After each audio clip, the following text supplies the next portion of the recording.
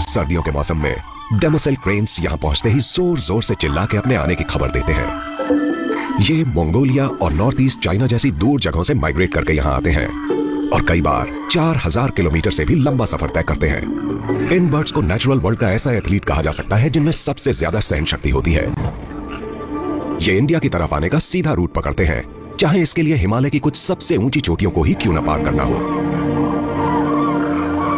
इसके लिए इन्हें 26,000 फीट की ऊंचाई पर भी उड़ना पड़ता है, यानी माउंट एवरेस्ट से सिर्फ 3,000 फीट नीचे। इतने मुश्किल माइग्रेशन के लिए इन्हें काफी लंबे समय तक बिना कुछ खाए पिए रहना पड़ता है, यहां तक कि ये सो भी नहीं पाते। आज ये इस तालाब के किनारे जमा हुए हैं।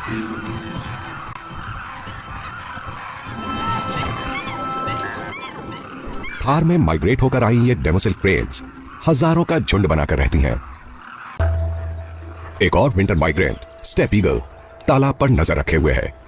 आमतौर पर तो ये छोटी चिड़ियों का शिकार करते हैं, लेकिन इन्हें क्रेन्स पर भी अटैक करते हुए देखा गया है।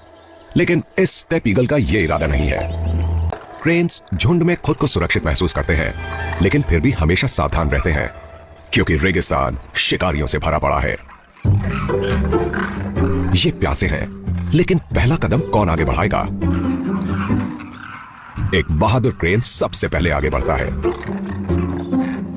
लीडर मिलते ही बाकी उसके पीछे पीछे चल देते हैं।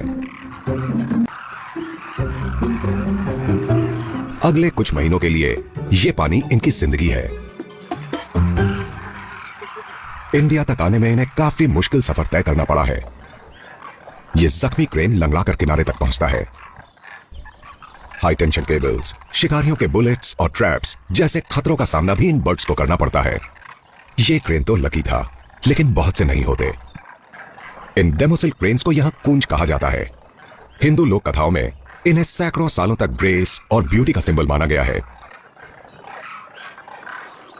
लेकिन रेगिस्तान के इन वाटर होल्स पर पानी पीने का हक सिर्फ इनके पास ही नहीं है। काले हिरण का एक झुंड भी यहां पानी पीने आ रहा है।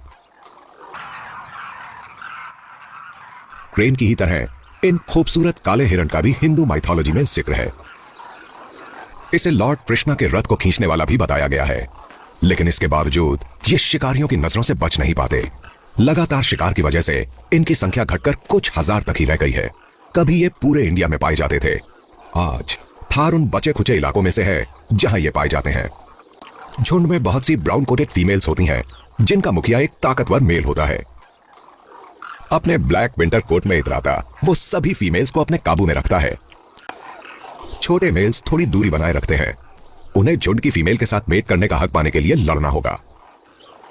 लेकिन मुखिया मेल के 2 फीट लंबे सर्पीले सींग लड़ाई में बहुत खतरनाक साबित हो सकते हैं। टूटी हुई सींग वाला छोटा हिरन बहुत डरा हुआ है। ऐसा लगता है कि लड़ाई के दौरान उसकी यह सींग टूट गई होगी। शाम होते ही काले हिरण खुले मैदानों में चले जाते हैं, जबकि डेमोसेल क्रेन्स अब भी पानी में रुके रहते हैं। अब भी यहां पर खाने की भरमार है। इस वक्त रेगिस्तान में रहने वाले जीवों को फिक्र करने की कोई जरूरत नहीं, क्योंकि थार की गर्मी अभी आई नहीं है।